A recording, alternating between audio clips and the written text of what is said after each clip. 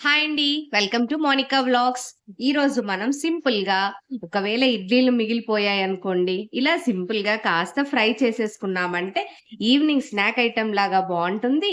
అలాగే ఇడ్లీలు కూడా వేస్ట్ కాకుండా ఉంటాయి. మరి లేట్ చేయకుండా రెసిపీలోకి వెళ్ళిపోదాము. ఓకేనా అండి? ముందుగా ఇడ్లీల్ని మనము చిన్న చిన్న పీసెస్ లాగా కట్ చేసుకొని పక్కకు పెట్టుకుందాము. ఇలా చిన్న పీసెస్ లాగా కట్ చేసుకొని పెట్టుకుందామండి సైడ్‌కి. స్టవ్ ఆన్ చేసేసుకొని ఒక కడాయి తీసుకొని ఒక 1 టేబుల్ స్పూన్ అలా ఆయిల్ యాడ్ చేసుకోండి.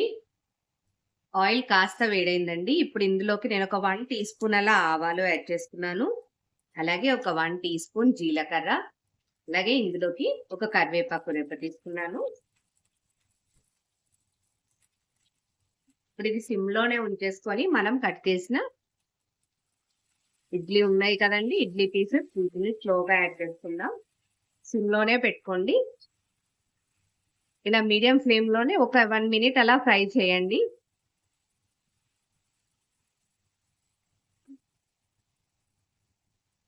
ఇలా ఒక 1 మినిట్ ఫ్రై అయ్యాక మనం ఇందులోకి ఒక హాఫ్ టీ స్పూన్ అలా కారము, మనం దగ్గర ఎన్ని ఇడ్లీలు ఉన్నాయో దాని ప్రకారం మనం ఉప్పు, కారం యాడ్ చేసుకోవాలండి.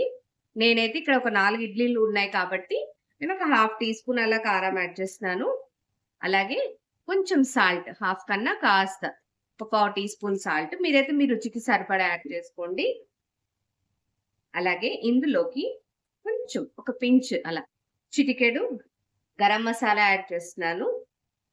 అలాగే ఒక హాఫ్ టీ స్పూన్ ధనియాల పొడి కూడా యాడ్ చేస్తున్నాను.